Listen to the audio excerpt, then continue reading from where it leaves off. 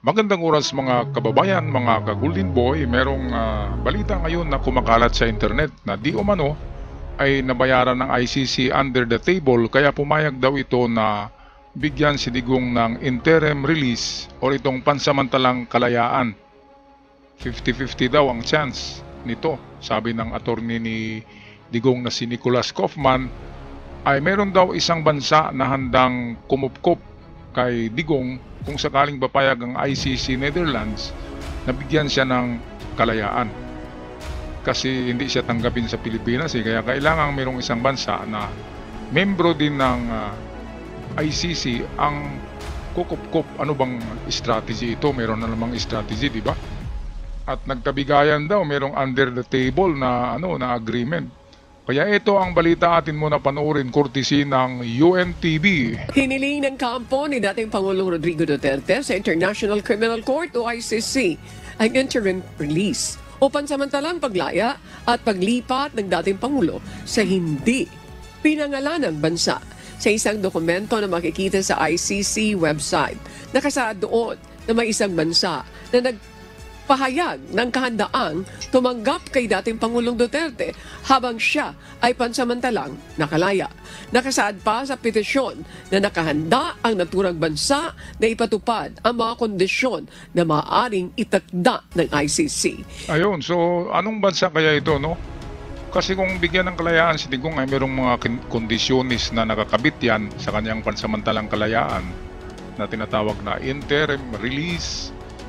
Hindi naman siguro to China kasi ang China ay hindi yan membro ng ICC, lalong hindi Russia. Siguro sa sa Timor-Leste kasi paborito ni Digong yun na lugar. At takbuhan din yun ng mga kriminal, di ba? Katulad ni Tevez doon nagtatago. Pero ang Timor-Leste ay membro daw yan ng ICC. Ang Malaysia, membro din yata. Ang South Korea at Japan ay membro. Ang Pilipinas ay hindi membro kaya hindi pwede dito. Tanging membro na estado lang ang pwedeng lipatan ni Digong kung papayag ang ICC Netherlands. Kaya ito ngayon ang napaka na strategy nila Digong. Medyo naguluhan tayo na strategy. Ano bang gusto nila? Bakit ang puntahan na bansa ay membro din ng ICC at pansamantalang may kalayaan siya doon, pwede siyang mag-iikot doon, pwedeng makatira sa mansyon, basta't hindi siya lalabas sa bansang yun. Yun yung batas ng ICC. So, kulong siya sa bansa, hindi siya kulong sa isang facility katulad ng nangyari sa Dahig na nakakulong siya sa magandang kwarto sa isang facility. Pero kung meron ng interim release, ay pwede sa buong bansa siya, pwedeng titira sa halimbawa sa Pilipinas, pwede siyang titira ng Mindanao, ng Cebu, ng Luzon, pero hindi siya lalabas ng Pilipinas, ganun yon. Kaya lang ay hindi na nga tayo membro, hindi tayo pwedeng kumupkup sa kanya. Kaya ano kayang to bansa, mga kababayan, hulaan nyo lang kasi redacted, tinakpan itong mga kaya hindi makikita kung anong bansa ito. Okay, so patuloy tayo sa ating balitang medyo nakakagulat tungkol kay Digong at ang kanyang pansamantalang kalayaan daw, sabi ng kanyang attorney.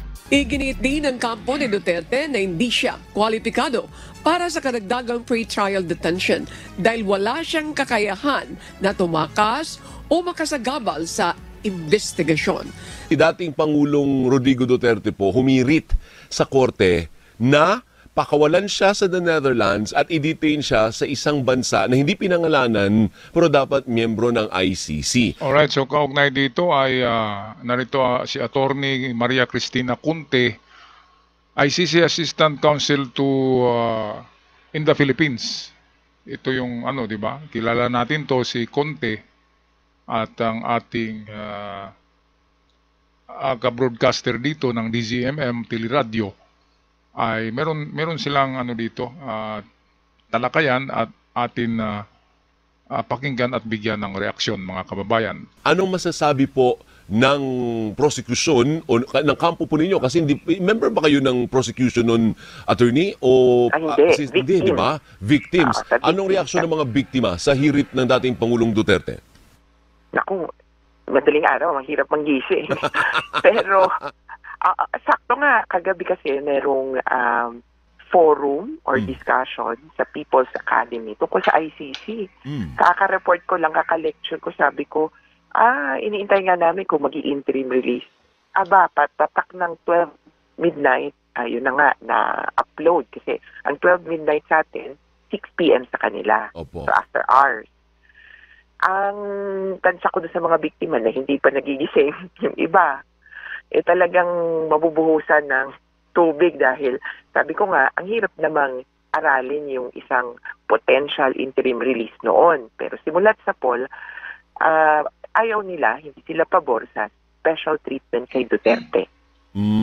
Pero ang magdi-decide nun, yung prosecution, kung i-oppose o hindi. Para I saw your tweet, may pinost ka sa X, na apparently, yung ICC prosecutor, hindi niya i-oppose. Tama ba yun? Oo kaya yun. Kaya itong kubar specific request. So, ayon sa specific request, hindi siya humihingi ng, dati sabi namin, baka uuwi para magtrabaho, mag-mayor. Pero hindi Ngayon sinasabi niya, humanitarian grounds, matanda na siya, tapos blank, blank, blank. Palagay ko mga sakit.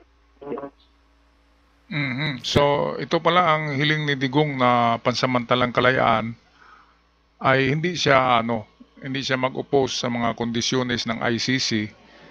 Halimbawa, ay bawal sa kanyang umuwi sa Pilipinas dahil nga magkaroon ng gulo pag uwi. Kaya doon siya ipapasa sa isang bansa na membro din ng ICC at doon ay malaya siya doon makapag-ikot-ikot. Hindi na siya nakatira sa isang facilities ng ICC. Kapag interim release, malaya ka pero sa bansa lang na yun ay hindi ka pwedeng makalabas. So okay na yun, di ba? Halimbawa, pipiliin niya ay Malaysia. Di ba? Ikot ng ikot siya doon. Ang laki-laki ng Malaysia, ang daming chicks, di ba? O sa Thailand na lang kaya, merong Pattaya, Pattaya district, ang daming mga chicks doon na paborito ni Digong, mga Russians.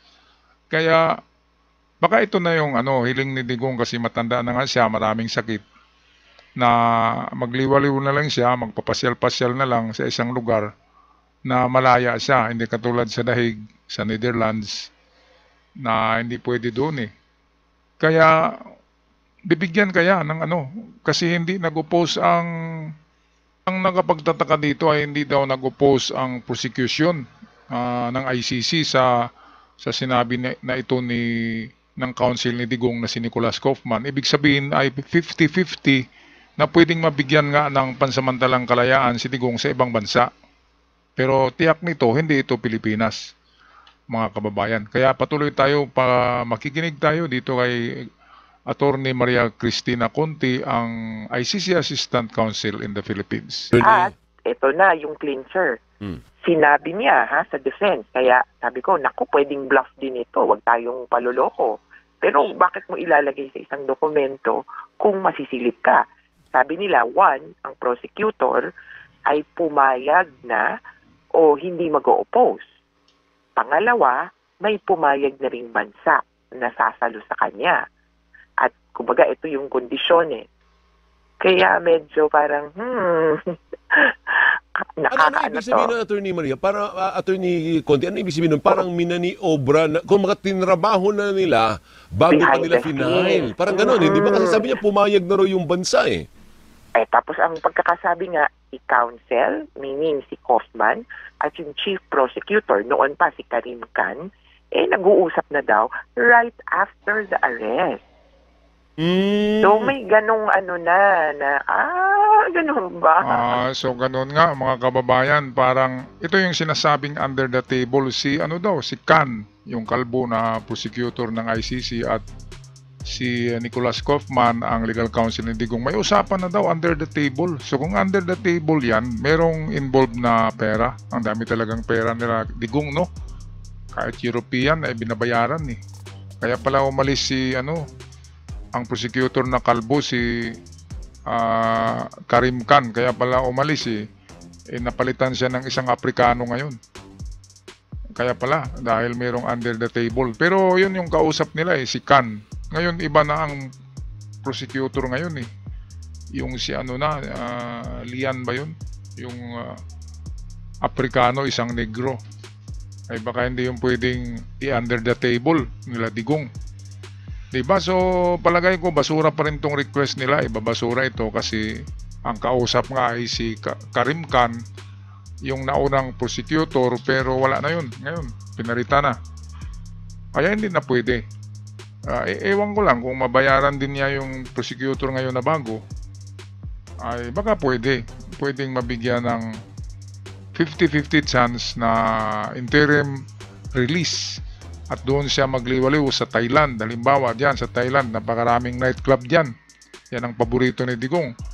Sa Malaysia medyo pangit kasi country, mahigpit. Doon siya sa Timor-Leste, pwede siya doon, Timor-Leste.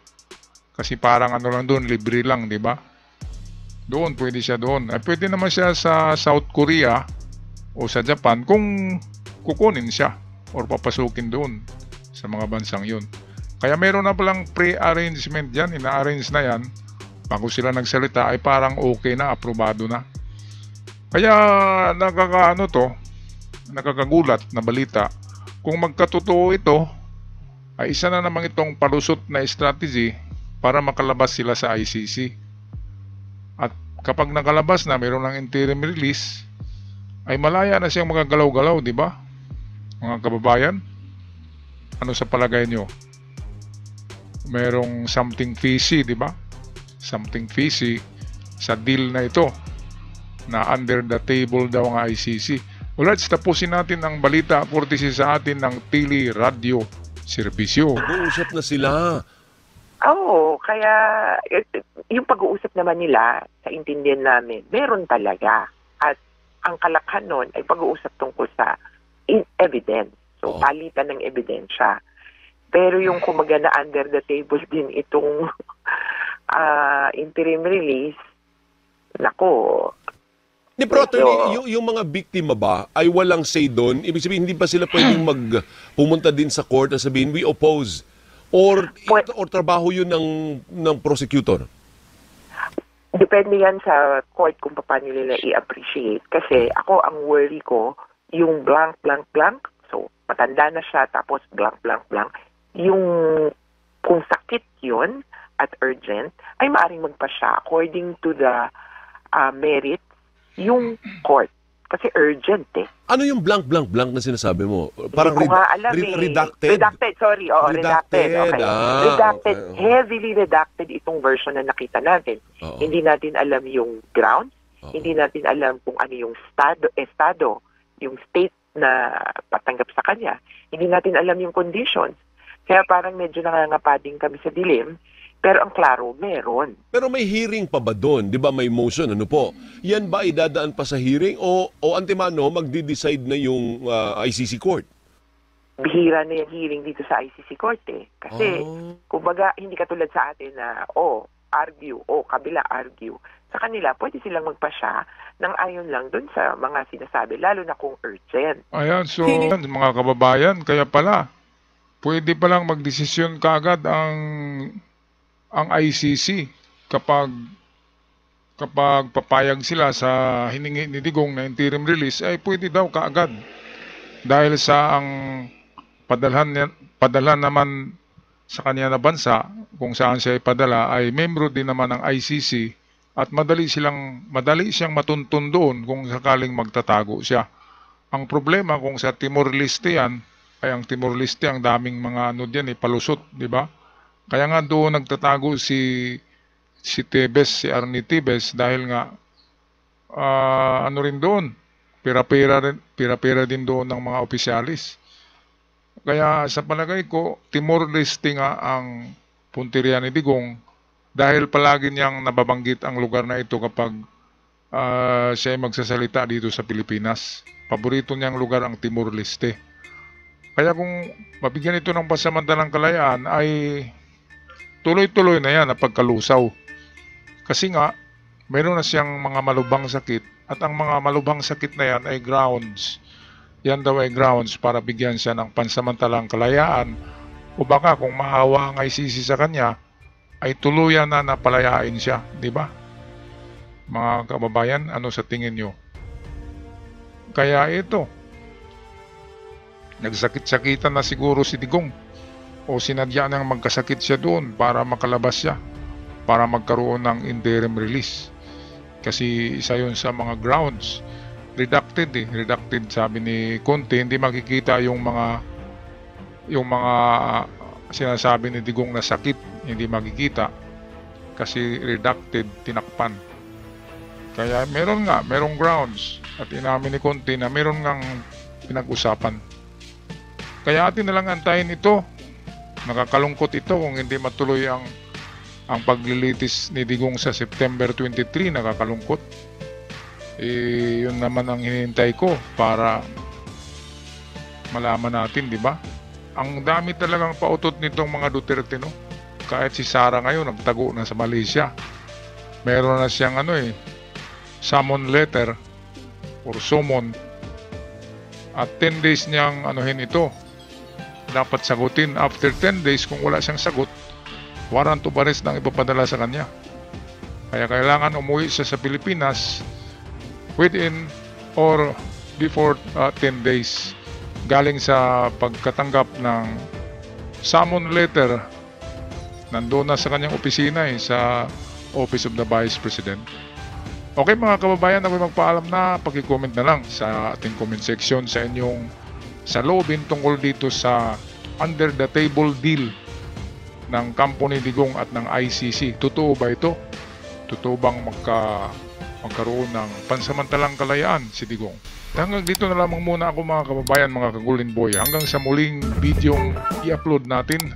I'll see you at ingat kayong lahat.